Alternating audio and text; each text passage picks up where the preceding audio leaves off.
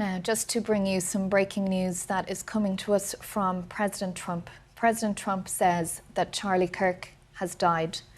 He posted on his Truth Social platform just in the last few moments to say, "The great and even legendary Charlie Kirk is dead.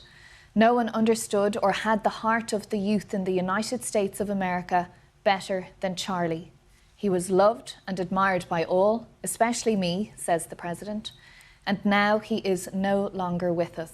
Melania and my sympathies go out to his beautiful wife, Erica, and family. Charlie, we love you." That a post from President Donald Trump on Truth Social. And our panel are with us here, Democratic strategist Joy Cheney and Republican strategist Matthew Bartlett.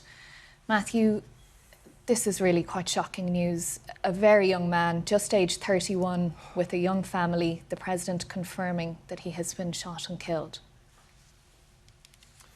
Yeah, Katrina, I mean, words escape you. This is just a horrible, horrible, tragic situation. Again, a young man, a young father, a political figure, someone who expressed his ideas, his views, and who won millions of Americans over. And looks like, or has now died because of his thoughts and his ideas. You can't think of something worse in the fabric of America.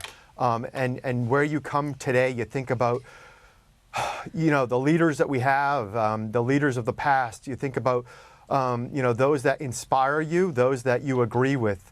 And you think about just the horrible, horrible violence that was met today, and you would think that what can we take from this situation? How do you turn something so tragic and look for better days? And you can only think that this somehow may unite us and realize that, again, while we may have differences, they are just they pale compared to what is our humanity, our patriotism. And again, just a tragic day in American democracy, an attack on our Second Amendment rights, to see a political figure gunned down for expressing in public his thoughts, his vision, that millions of Americans agree with. Just a very tragic, unfortunately historic, sad day in America. It's very emotional. Being on air with you, I'm sure the viewers as well. It's very human. And to, again, you must think right now, first and foremost, the thoughts and prayers are with Charlie's wife, his young family. As you reported, Katrina, his wife was there, saw his assassination before her eyes. And again, the larger context of how just abhorrent and truly sickening this despicable terrorist act was, which is now an assassination. Indeed, as you say, Matthew, it is shocking. I'm just going to recap what President Trump has said, because as you're saying there, it's kind of hard to believe that somebody was speaking a couple of hours ago, they were shot, and now President Trump posting on Truth Social to say that Charlie Kirk is dead. I'll just read again what President Trump has posted. He said, "The great and even legendary Charlie Kirk is dead. No one understood or had the heart of the youth in the United States of America better than Charlie. He was loved and admired by all, especially me, and now he is no longer with us. Melania and my sympathies go out to his beautiful wife, Erica, and family. Charlie, we love you." Joy, this is a shocking moment in this country, really, isn't it? It is a really shocking moment, and I was thinking, I've never shared a Trump post in my life. I will contemplate sharing this one, but what I will say with the caveat, he wasn't admired and loved by all. So that's an exaggeration, but the truth is, it doesn't matter. It doesn't matter. Sorry, Matthew, let me finish. Go ahead. It doesn't matter whether he was loved. I understand why President Trump said it. I'm not critiquing it, but what I'm saying is we don't have to like and admire someone to want to believe that they get to go out and speak and share their views in front of people who support them and who don't support them, and be able to walk away from it and be alive. I don't know what the motivations of this shooter was. I don't know why he was there and what the legalities were around him carrying a gun, but we should be unequivocal about the fact that this was wrong, that this makes our democracy just that much weaker, and that he was a human being. And my condolences to his family and to his children, who will be scarred by this for the rest of their lives. And I hope they can make something positive out of this moment. But we've got to make a turn in this country. We've got to turn our rhetoric down. And if you know someone who's kind of flirting with political violence, you have to cut it off. You have to stop it immediately. That goes for me and everyone else. Okay, well, Joy and Matthew, I'll come back to you in just a moment because I want to go back live to Utah now where we can speak to Adam Bartholomew. He was there on the scene at the moment of this shooting. In fact, waiting to interview Charlie Kirk. Thanks for joining us here on BBC News, just as we're learning this news from President Trump that in fact Charlie Kirk has died. Can you tell us about what you've been seeing there, Adam? Yeah, thanks for having me. It's terrible news. I'm sorry to hear that about Charlie.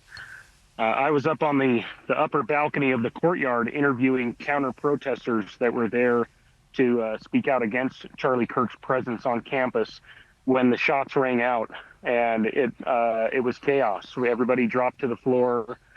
Everybody dropped to the ground. There was confusion, and then people started scrambling for the exits, and word got out shortly after the shooting that Charlie had been shot.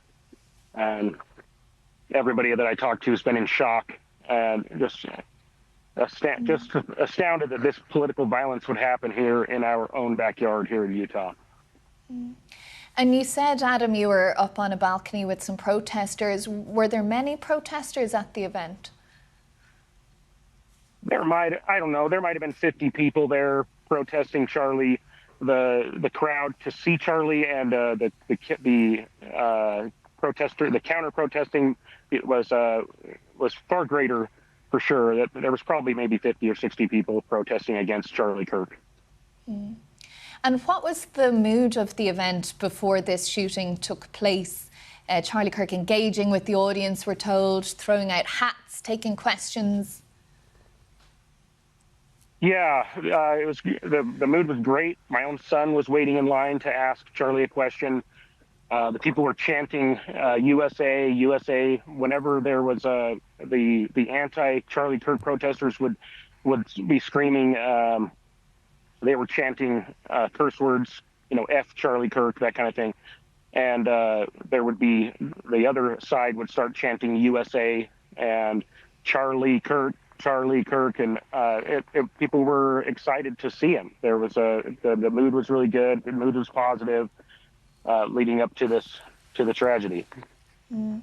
And I know it's just a few minutes now since President Trump has confirmed this news that Charlie Kirk has died, but has there been any reaction to that where you are from those people, like you say, yourself and your son and others who were gathered to see him there? Yeah, there's been several people out here in tears. After the initial shooting, there were people up on the balcony with me that were excited, and they were celebrating the fact. They were saying, "Oh, fingers crossed," and it was disgusting. And I've since seen in my own Twitter comments, from the live feed of the event, people sharing those same sentiments. Those people are in the minority for sure, but it's disgusting and despicable to see people celebrating this kind of political violence, in my opinion. To think that somebody's opinions, somebody's words are so offensive that you're driven to this kind of violence. It's unbelievable to me. And Adam, when you arrived there with your son and as all the others were arriving, what was the security situation like there? There was virtually no security. I was surprised. I've been to political events here at UVU. I've been to the Republican convention just recently this year. here at this very same building, and there was a lot of security then. Today, there was none. I was able to walk in. I carry with me this streaming backpack setup, and you can see one of my tripods sticking out. They protrude right out of the backpack. I have equipment hanging around, and nobody stopped me. Nobody searched my bag. Anybody was able to walk in. It was right in the middle of the school day. When I walked into the building, there was school. It was in between classes, so there was hundreds upon hundreds of college kids with their backpacks on as well. So I can imagine it was a logistical nightmare for security. But there was virtually no security. I was able to walk in, totally set up. Nobody searched my bag. Nobody took my bag off. And Adam, as far as you know, the university remains completely closed down there at the moment. It is locked down. I was just taking before you called. I was just taking some video of the SWAT team or incident response team, whatever they call it. They were going building by building, clearing each building. As a team. Every building is locked down. They get access to it. They go in and they clear it. Like a military operation. Okay.